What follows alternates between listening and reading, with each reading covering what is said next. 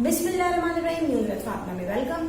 Friend, यहाँ पर अभी एक व्लॉग में अंबर नाज की अम्मा ने उनको बुलाया था सहरी पर। अब सहरी पर जब पहला स्टेप मैंने नोट किया वो ये था कि सहरी पे जा रहे हो तैयार हो तमीज के साथ, वहां पे आप हस्बैंड के हाथ में हाथ डाल रहे हो और हस्बैंड को भी बुरा लग रहा है मगर आपको बुरा नहीं लग रहा। यार, आप हनीमून पे जा रहे हो या किसी सहरी पे, ये पहले सोचो। फिर बार बार पूछना मैं कैसी लग रही हूँ, मैं कैसी लग रही हूँ। देखो, अगर आप अच्छी लग रही हो ना तो आपका हस्बैंड बगैर पूछे कह देगा आप अच्छी लग रही हो। लेकिन अगर आप जान पूछ के उससे बोलोगे ना यार कैसी लग रही हूँ, कैसी लग रही हूँ, और तब वो बोलेगा अच्छी लग रही हो, तो डेफिनेटली वो अंडर प्रेशर ही बोलेगा। अच्छा, दूसरी बात, एक बात बताऊँ, यहाँ पे आपने कहा कि मुझे लोगों ने कहा कि मैं जो मास्क है वो ना लगाया करूँ और अबाया पूरा किया करूँ या फुल फेस आपने कवर करा कि मेरे शौहर को भी अच्छा लगता है वो। तो यार, ये बातें वहां अच्छी लगती है जहां पे हस्बैंड बोले कि हाँ आप तो ये पूरा नकाब करती है, किसी को नहीं दिखती, और ये जो है ऐसे करके पहनेगी तो और ज्यादा कंफर्टेबल हो जाएगा, बार बार वो मास्क हिलेगा नहीं, पूरा हिजाब करेगी। मगर पूरा हिजाब कहाँ है? आप जाती हो तैयार होके, उसी पब्लिक के सामने आपने पूरा पहना हुआ है मास्क, जो हिजाब है पूरा किया हुआ है। अच्छा, मैं भी यही वेट कर रही थी यार शायद अभी ऐसे ही आया करेगी, बट सडनली जब आप अपनी अम्मा के घर जाती है वहां आपका पूरा जो है वो गेटअप चेंज हो गया है और अबाया भी रिमूव हो गया है, कपड़े भी दिख रहे हैं पूरे और फेस भी खुला हुआ है। तो फिर वो ड्रामा का एक क्लिप भी दिखाने की जरूरत नहीं थी, क्योंकि हम जिस तरीके से शो करते हैं डेफिनेटली रिमार्क्स भी उसी किस्म के आते हैं। जब उस पर एनालिसिस किया जाता है तो उसी किस्म के जवाब आते हैं। ये जो पर्दा वो लोग करते हैं जो कभी उनकी शक्ल नजर ही नहीं आती, तो आपको अगर ये पर्दा किसके लिए कर रहे हो, आप हमें पहले पूरा फेस कवर करके आ रही हो, फिर पूरा फेस आपने खोल दिया, तो सिंपल पूरा कवर ही नहीं करना चाहिए था, सिर्फ फेस कवर कर लो आप। अब यहाँ पे फ्रेंड मैं एक बात बताऊं कि अंबर नाज जब अपने घर एंटर होती है तो यार ऐसा तो नहीं होता कि दामाद से लोग मिलते हैं मगर उन्होंने बेटी को कोई ज्यादा लिफ्ट नहीं कराई। यानी कि अंबर नाज की अम्मा जो है वो भी शाहजेब से मिलके उसके सर पे हाथ रख के फिर जा रही थी, तो अंबर को ख्याल आया है मैं तो रह गई, वीडियो बन रही है। उसने कहा मैं भी तो हूँ, फिर अम्मा को याद आई अपनी बेटी। सेम एवरेज जो अंबर के अब्बू थे उन्होंने भी शाहजेब से हेलो हाई किया, मगर जो है अंबर से वो मिलने कोई स्पेशली नहीं आए, बल्कि उन्होंने शाहजेब को अंदर बुला के उसके बाद बातें शुरू कर दी। अच्छा, अब एक सिचुएशन ये है कि जब ये ऊपर गए हैं तो यार ठीक है आपने दावत दी, मैं ये नहीं कहती आपने अगर लोगों को बुलाया तो आप मुसल्लम बनाओ, ठीक है सिंपल सी सैरी इट्स ओके, मगर पाए रखने का कुछ सवाल मुझे समझ में नहीं आता, क्योंकि पाए अगर शहरी में आपने खा लिए तो सारा दिन जो आपको प्यास लगेगी। तो यार ठीक है भिंडी है, दाल है, मगर जो पाए हैं वो है खतरनाक शहरी में खाने के लिए। ऑमलेट तो चलो ठीक है। एक और बात बताऊं, ऑमलेट बन रहा था यार, उसको ऐसी तेज आंच पे रखा हुआ था जैसे पता नहीं उनसे कौन सी दुश्मनी निकाली जा रही है। मतलब वो आंच मैं भी देख रही थी कि यार इतनी तेज आंच पे, और वो जलने लग गया। तब किसी को ख्याल आया कि अब हमें चूल्हे की नौब को कर देना है कम। अब क्वेश्चन आता है पराठों की तरफ। फ्रेंड, यहाँ पे अंबर बहुत खुश थी और जाहिर है गेट टुगेदर था और पूरे 1 साल बाद इस तरह का रमजान का सिनेरियो था। तो यहाँ पे अंबर की अम्मी ने कहा कि तुम पराठे बना लो। अच्छा, अब हमें भी पता है अंबर कितनी स्किलफुल है। यहाँ पे अंबर ने सिर्फ एक पेड़ा लिया है हाथ में और फौरन से उसने कह दिया कि मैं यहाँ खड़ी हुई पेड़े बना रही हूँ, भाभी यहाँ पे खड़ी नहीं है। जबकि मोहतर ने क्या काम नहीं किया होगा, जितनी रोजाना सेटिंग होती है ऊपर, ये जो शहरी की जो उनका सेट होता है, इसमें अंबर मोटे मोटे कारपेट्स तक उठाती है, मोटे मोटे रग्स उठाती है ये फोल्ड करने के लिए, सारी सेटिंग जो करती है अपनी मदर इन लॉ के साथ। ठीक है, शबाना आंटी भी करती है और वो भी करती है, तो अंबर को तो नॉलेज भी नहीं है इसकी। फिर दिखाया गया कि जिस तरह अंबर गई थी, मैंने पता नहीं 12-13 पराठे बनाए, आई थी 18 पराठे उसने कहा मैंने बनाए। तो वो पराठे बनाने का यार एक पराठा, उसकी जो स्पीड थी, जो फोल्ड करने की स्पीड थी पराठे की, वो इतनी स्लो थी कि अंबर अगर 18 पराठे बनाएगी या 15 पराठे भी बनाएगी तो दूसरी सहरी हो जाएगी।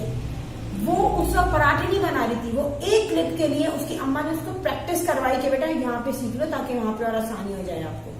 क्योंकि जो पराठे बनाने वाले होते हैं वो घी लगाते हुए, वो पराठे को फोल्ड करते हुए इस तरह नहीं डरते, और जिसको पता होगा कि मुझे 18 पराठे बनाने हैं तो वो तो इम्पॉसिबल है कि वो इतनी स्लो स्पीड से पराठे बनाए।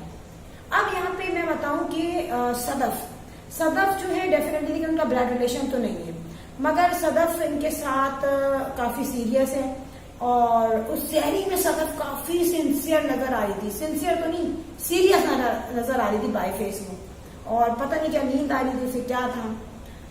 अब यहाँ पे गुड़िया की सिचुएशन देखें, गुड़िया आगे अपनी अम्मी क्या मिल गई, मगर गुड़िया को आदत है कोई काम ना करने की। सो गुड़िया बिल्कुल ऐसे ना मेहमानों की तरह यूं खड़ी हुई थी मुसलसल, और फिर कैमरे में सामने देख रही थी। सो ये अंबर ने नहीं कहा कि गुड़िया खड़ी हुई है और मैं जो पराठों की प्रैक्टिस कर रही हूँ।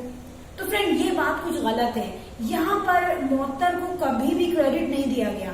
आप लोग ये कहते हैं कि यहाँ पे नंद भाभी में या भाभी या सास और बहू में जो है आप अगेंस्ट करवा रहे हैं एक दूसरे के, या दिलों में मैल जमा हो रहा है। सो सिंपल इज दैट कि आप व्लॉग्स में अप्रिशिएट कर दें अपनी बहू को या भाभी को। एक दफा अगर अंबर ये कह दे कि हाँ यहाँ पे मोहत्तर ने मेरी अम्मी के साथ मिलकर बहुत काम किया है, और डेफिनेटली वो करती है, मगर इस चीज को कभी अप्रिशिएट नहीं किया गया। फिर यहाँ पे एक मैं बात बताऊं, जो अंबर जो थी वो बिल्कुल बेनियाज खड़ी हुई थी। उसके बाद आप नहीं कर रहे हो काम, मगर ये क्या शो करना कि चम्मच चला के आप सिर्फ पोज दे रहे हो कि मैंने ये पकाया है, अच्छा मैंने ये पकाया है। या जब आप देख रहे हो व्लॉग जा रहा है, ऑन एयर जा रहा है, तो अपने दिमाग से काम नहीं लिया जाता।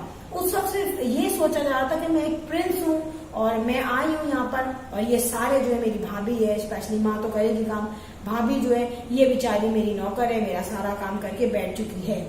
अगर आपने खाना नहीं बनाया था तो उसमें शो ऑफ करने की जरूरत नहीं थी, ज्यादा ही ओवर होने की जरूरत नहीं थी। अच्छा, ये कुछ सहरी की बातें हुई हैं।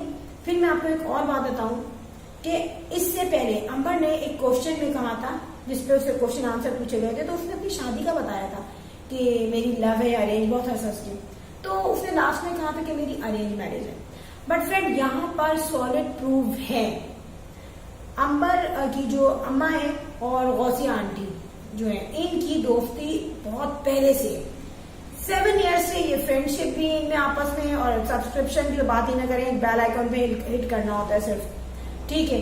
इनका मिलना जुलना भी आपस में, और ये मिली जुली है, बाकायदा घर पे भी आई है। और एक जगह पे अंबर की ये जो बच्चा हुआ था ना, अंबर की नंद के यहाँ जो बेटा हुआ था, तो इसकी वो मिठाई भी देने आई थी। सो जब इतना सब कुछ है और आपस में शादियों में भी ये गई है गुड़िया और मोहत्तर इनके यहाँ, तो ऐसा कैसे हो गया कि अंबर को पता ही नहीं था कि शाहजेब कौन है, मुझे नाम ही नहीं पता था। मैंने अम्मी से कहा अम्मी कौन है, कोई एलियन तो नहीं आ गया, मैंने तो उसको देखा ही नहीं। ये ना सब बेवकूफाना बातें, लोगों को बेवकूफ बनाया जाता है अपने नंबर्स बढ़ाने के लिए, जबकि नंबर नहीं बढ़ेंगे। क्योंकि मैं इधर ये नहीं कहूंगी कि जो है नंबर की प्योर लव मैरिज है, प्योर लव मैरिज नहीं है। अगर प्योर लव मैरिज होती तो ये पहले ही हो जाती। ये अंडरस्टैंडिंग की मैरिज है। देखें, यहाँ पर जो है शाहजेब की मदर और अंबर की मदर आपस में फ्रेंड्स थी, और काफी इनकी फैमिली में भी आना जाना था। जब भी उनके घर आके बातें कर रही हैं, शिमला मिर्च महंगी थी, मैंने आलू गोश्त पका लिया, इतना ज्यादा डेप्थ में जाके वो बात कर रही है। अब जब सिचुएशन अंबरनाज के साथ जैसी भी हुई, जो भी हुआ, फिर ये हद से आए, तो उस वक्त जब अंबरनाज की अम्मी ने यही देखा था कि मुझे अब अपने लोग चाहिए जो कि क्लोज लिंक हो, जिनसे कोई डर ना हो। सो यहाँ पे उन्होंने सर्चिंग की करीब करीब के तमाम। और यहाँ पर मैं एक बात बता दूं कि सारा कुछ पहले से देखा जाता है, फैमिली का, लाइफ स्टाइल का, तमाम चीजें देखी जाती है, उसके बाद ही कोई प्रपोजल आगे बढ़ता है। सो यहाँ पर ना ही ये लव है और ना ही ये अरेंज है। हाँ, हल्की फुल्की अरेंज है, मगर इसमें अंबर इसको पहले से जानती थी और अंडरस्टैंडिंग भी हो गई थी बाद में, और आना जाना भी था एक दूसरे के घर में। ये नहीं कहूँ कि प्योर लव मैरिज है, मगर इसमें ऐसा नहीं था कि अंबर अननोन थी, उसे पता ही नहीं था कि भाई ये शाहजेब है, कौन, नाम क्या है, ये सब ड्रामेबाजी है। अब फ्रेंड यहाँ पर एक क्वेश्चन रेज हो रहा है कि अंबर जो है उसने अपनी मुंह दिखाई का जो ब्रेसलेट दिखाया है, डेफिनेटली उस पर एक क्वेश्चन ये रेज हो रहा है, शादी को 2.5-3 महीने हो गए और अब आप वो ब्रेसलेट बता रही है कि मेरे हस्बैंड ने मुंह दिखाई में दिया है। नॉर्मली जो है लोग दूसरे दिन ही शो करते हैं, स्पेशली यूट्यूब चैनल से होता है, वो तो कोई चीज छोड़ते नहीं है फैमिली ब्लॉग वाले, वो फौरन बताते हैं यार हमें ये दिया मुंह दिखाई में, हमें ये गिफ्ट मिला, हमें वो गिफ्ट मिला। मगर यहाँ पे अंबरनाज ने जो गोल्ड के जो ब्रेसलेट्स हैं, वो भी जो कड़े हैं, वो बहुत दिनों बाद दिखाए, जो उनकी मदर इन लॉ ने दिए, और अब इन्होंने बताया कि ब्रेसलेट दिया इनके हस्बैंड ने। तो ये पहले अगर दिखा दिया जाता तो इसमें नेगेटिव कम्युनिकेशन नहीं होती, नेगेटिव स्टेटमेंट नहीं आती। फिर एक फ्रेंड बात बताऊं कि जो टूर पे बात हो रही है ना, ये बहुत गलत है कि लोग कहते हैं कि यार अंबर नाज का फ्लैट छोटा है तो वो टूर कैसे कराएं। देखिए छोटा बड़ा ये सब अल्लाह ताला देने वाला है कि घर किसका कैसा है।